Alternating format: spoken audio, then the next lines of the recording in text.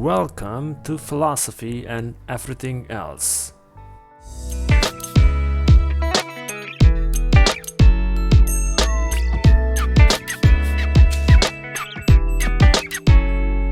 Today we are going to talk about Buddhism.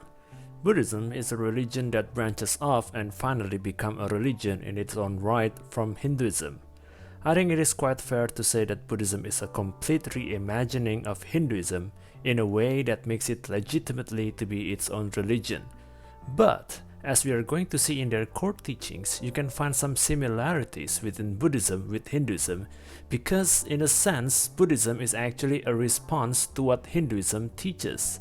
Now, if you remember in Hinduism, the ultimate reality is God, though this God can be characterized in many ways depending on the particular branch we are talking about. In contrast, in Buddhism, the ultimate reality is not God, and even more, Buddhism doesn't believe in a personal creator. According to Walpola Rahula in his book, What the Buddha Taught, quote, "According to Buddhism, our ideas of God and soul are false and empty," end quote. And to give you another quote from the 1993 Chicago Parliament of the World Religions, quote, "The Buddha, the founder of Buddhism, was not God or a god. He was a human being who attained full enlightenment through meditation and showed us the path of spiritual awakening and freedom. Therefore, Buddhism is not a religion of God. Buddhism is a religion of wisdom, enlightenment, and compassion. However, unlike those who believe in God who is separate from us, Buddhists believe that Buddha, which means one who is awake and enlightened, is inherent in all of us as Buddha nature or Buddha mind." That pretty much summarizes the concept of God in Buddhism. So what is it then that is the ultimate according to Buddhism? Here it is unclear what is it that Buddhists actually believe about the ultimate reality of this world. According to one school of thought, they think that all of the world is actually sunyata, which means emptiness, taken as the ontological feature of reality. Well, if you want to define what is emptiness, well, it's kind of hard, isn't it? But you can sense that it is a radically different view of the world than Hinduism or Christianity or Islam or maybe any other religion that you can think of. Some people might even call that Buddhism is an atheistic, or maybe better, non-theistic religion, not because they believe no gods exist, but because God and the gods do not play any important role in this religion. In fact, according to Buddhism in Dhammapada, verse 380, titled "You Are Your Own Savior," quote, "Oneself is refuge of oneself, and one is a heaven for oneself. Therefore, one should check oneself as a merchant with a splendid horse," end quote. Now what that means is that you cannot expect anyone, divine being or non-divine, and even the Buddha himself, to lead you toward the ultimate attainment in Buddhism, that is Nirvana. No, you have to do all of that by yourself. And even in one school of thought among the Mahayana traditions, where it is promised if you recite a certain mantra, you can actually get a help from Amida Buddha, different from Siddhartha Gautama by the way, that is going to take you to his world, and then you're going to reach Nirvana. But that is a popular misconception, because even if you get to his pure land, you still have to reach Nirvana by your own effort. You have to strive, you have to meditate, you have to work yourself toward that goal. No one can help you. You can count only on yourself. So now we get to what is the main problem according to Buddhism. Dukkha, which is translated dissatisfaction, is the main problem in Buddhism. You see, according to Buddhism, this world is impermanent. Everything is always changing. But we all have a mistaken belief that this world is permanent and does not always change. And hence, because of this mistaken assumption, we also have mistaken hope, and with this mistaken hope, we mistakenly attaches ourselves to things of this world. No wonder there will be time where the impermanent feature of the world rears its ugly head. We lose the things that we have been attached to, which is to say we experience dukkha, that is translated better as dissatisfaction. And to put another problem on top of that, you are also in the process of rebirth. It is similar to Hindu reincarnation, but it is not exactly the same, because in Hindu reincarnation, your soul is being transported to the next life. But in Buddhism, because we don't have a soul, it is just a karmic transfer when you are born in your next life.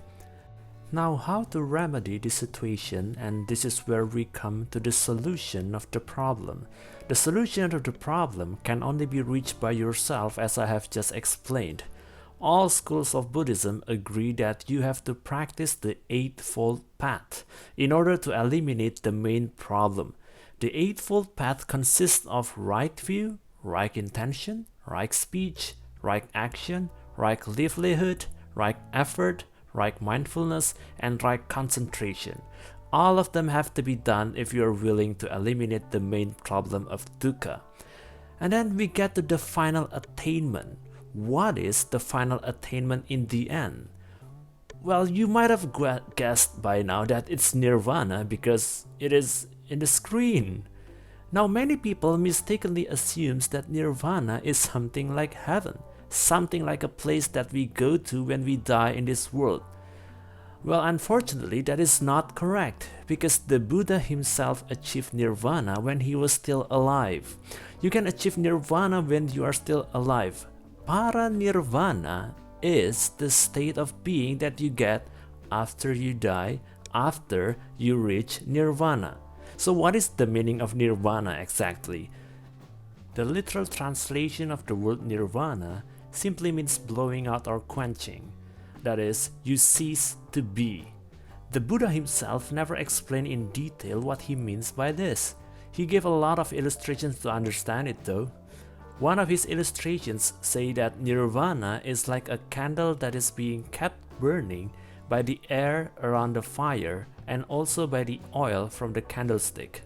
Now the oil of the candlestick is the desire, while the air around the fire is the karma of the person. So if you remove the oil and you also remove the air around the fire, then what is going to happen next is the fire ceases to exist, and that is Nirvana.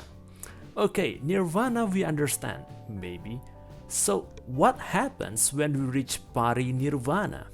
He said that after dying upon reaching Nirvana, you are going to be like a spark or flame that you can see from a blacksmith's hammer upon hitting a steel. You can see that there is a spark as fast as it comes, that fast also it goes out. And that is practically what it means to reach Parinirvana. Of course, it is a helpful illustration, but it is simply not crystal clear. Maybe that's why the Buddha always emphasized that this concept is not something to be understood, but it is something that you must experience yourself. And the Buddha itself actually has a penchant of not answering tough metaphysical questions, saying that they are not useful for the attainment of nirvana. However, in the advent of the Mahayana tradition, many philosophical speculations about what the Buddha meant by these words have come into full blossoming into a dizzying array of schools of thought. But again, this is not something that discredits Buddhism. This is just something that is normal for a religion. Religion usually starts from a great teacher, and then the followers begin to speculate and also philosophize the ramifications of the teachings of the great teacher, usually in trying to answer their contemporary critics, or maybe just simply trying to understand in depth of what their original teacher actually taught so.